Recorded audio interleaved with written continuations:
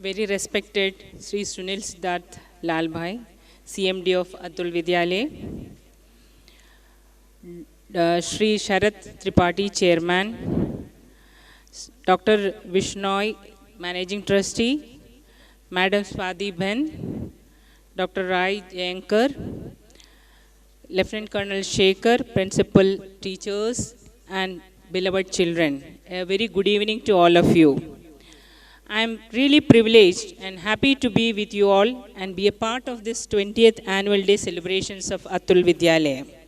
It's a proud moment for me to share the dais with the parents of Shahid Paramveer Chakra Captain Vikram Batra, Sri Giridharal Batra and Srimati Kamalakant Batra. I salute you, sir and madam, for giving the nation a son who led one of the toughest operations in mountain warfare in Indian history. As you all, the young and the bright ones, seeing all the bright faces, I remember our Dr. APJ Abdul Kalam sir, who always used to say, if you want to shine like a sun, burn like a sun. And I strongly feel that the management of this school imbibes you with a strong ethical and moral values so that all of you shine like the brightest star. Being different and unique is one of the most beautiful things on earth.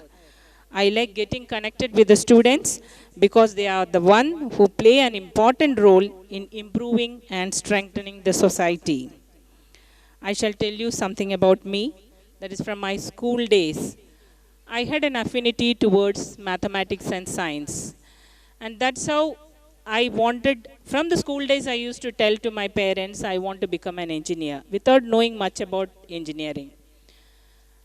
That determination, maybe, when I was in class 8th, just completed 7th, my father had a paralytic attack and his right side was totally paralyzed.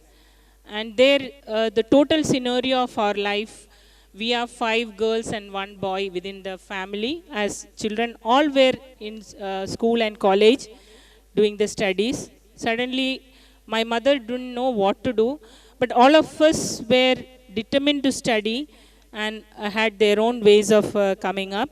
And I came to the 12th standard. I think I got, by the God's grace, both in 11th and 12th, 100% marks in maths and more than 95% marks in the science subject, wherein which I got my mark sheet. Till then I never thought, I straight away went to SBA bank manager and told I have scored this much marks in 12th standard, is there any possibility of me getting some loan? And he asked about the address, where from you are and all. Somehow he recollected by the family name and he said, okay, you go home, I will do whatever we can. So he asked me to, I myself will come and check with your parents. So that is how that bank manager, so nice of him, he came over to my house and came to know about us, and then he said, yes, you apply for the education loan, and that is how I went for my engineering at Trichur Engineering College. And there again I got in the first 10 merit list in the engineering subject for the admission. So that is, the loan was 100 rupees per month, which was giving me, as far as the scholarship was there, so the fees was not at all a problem. That 100 rupees per month from the bank gave me the courage to stay in the hostel and go ahead with my education. And I completed my engineering and then was thinking about the subjects towards the final year as an elective. Gave an opportunity that we were in the electrical stream. Our next batch onwards, electronics stream was there. But subjects were taught towards the electronics. The electronics was the new age of studies were coming up. And we were given an elective option of radar systems. I myself was not knowing what is radar systems, but I only have a feel of the application of radar systems, and I opted for that, wherein which we were told the professor to teach will be coming from Trivandrum Engineering College, which is 8 hours journey from there, so he will not be a regular professor here. But still, I felt that I should learn something what others are not willing to learn. So that is how I took the radar systems, and then came to know about the military application, got interested, and got the opportunity. I happened to see the newspaper advertisement for the guided missiles program, ME in guided missiles. I applied for that. I went to the DAT Pune Institute of Armament Technology, got studied the MTech in guided missiles, and then came to Hyderabad to join the lab. There, the then director of the lab was none other than Dr. APJ Abdul Kalam. So he asked about my work, what in which I have done on project, and I told about I have done on a gyroless inertial navigation system. Generally, navigation systems we use gyros, and he said there are more than 50 odd scientists sitting there and doing with gyros the navigation. Why don't you go and teach them what is gyroless navigation? That was the start of my life with DRDO, and I joined the inertial navigation group and started designing the work initially for a few months with the Prithvi team, and then moved. I was selected for the Agni team and continued my career since 1988 and came to this field of science. So that ends my story. With this, Atul Vidyalaya has been empowering the students from playgroup to the 12th grade with quality education, knowledge, skill, ability, and the right attitude with value addition. With these qualities, every one of you should take the responsibility in making our nation from developing to a developed nation. The great challenges before the educational institution is to act as a catalyst in the growth of quality education in the country. This is not only necessary for the economic growth of the country, but also the educational institutions should be the creator of knowledge and technology. Students should be encouraged to read books for the better analysis and understanding. Our textbook knowledge is to be transformed into a practical application. A roadmap should be drawn and an introspection as to where I am and where I will be, say, after 10 years. If a clear roadmap is formed, and at every stage, revisiting this will lead a very fruitful result. There is a saying, a bad workman never gets a good tool. What does it mean? It shows the incompetence of the workman to execute the given task because he is always complaining the tool he is holding is not good. One should never be afraid of taking chances. Always try to make a difference in whatever you do, and let that be small or big, but do it with sincerity. I would like to narrate a story. A man was walking on a morning walk at the beach. He saw along the tide came hundreds of starfish, and when the tide recedes, they were left behind. With the morning sun rays, definitely they would die. The man took few steps, picked up one, and threw into the water. He did it repeatedly. Right behind there was a person who couldn't understand what this man is doing and asked, "What are you doing? There are hundreds of starfish. How many can you help? What difference it makes?" This man did not give any reply, but took two more steps and picked up one more starfish and threw it into the water, and then said, "It makes a difference to this one, and it gets a life." If you want happiness for some time, eat a chocolate.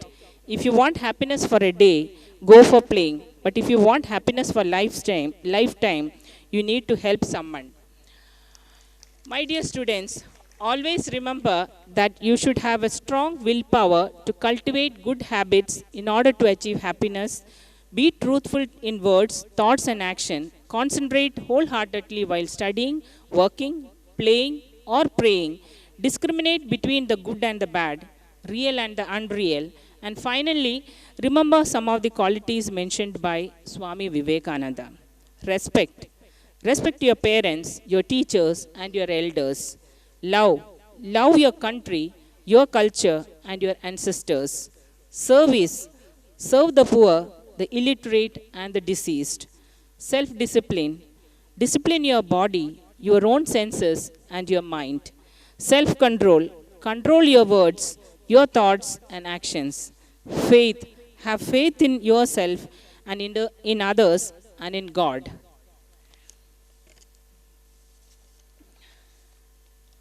I would like to say one more story. A contractor had a very good and a hardworking carpenter who used to do excellent house building for his customers. But the carpenter's neighbors were always wanted to perturb him and kept on saying the contractor that he is not paying you well for your, or neither he is rewarding you for your work. Inner mind, the carpenter was really getting perturbed.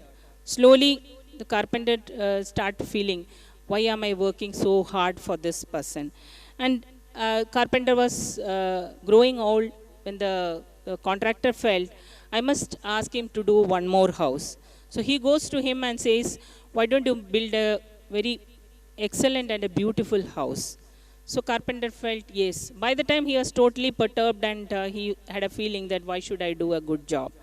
And he gave the work to him, but he always he took up the word, and again his mind was full of evilness, the feeling that he is not been getting rewarded, and he resorted to bad workmanship and build the house.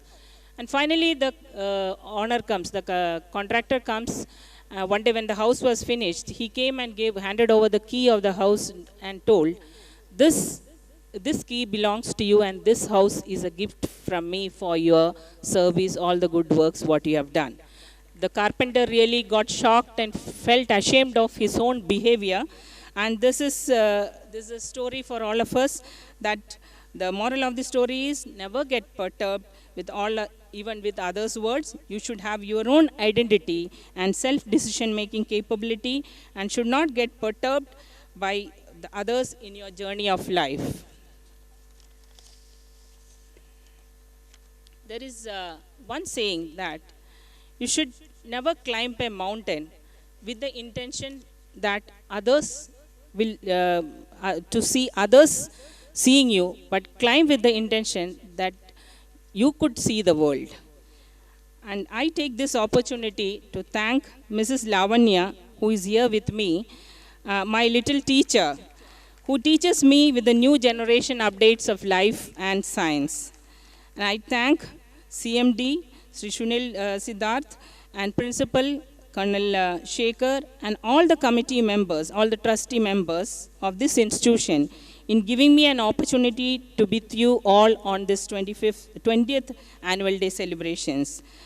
And with these words, I wish all of you a very successful innings in your future endeavors. My best wishes to the Atul Vidyalaya, its faculty, teachers, and the students for the success in their missions, for giving a quality education to the students and thereby to the whole nation. Thank you, and Jai Hind.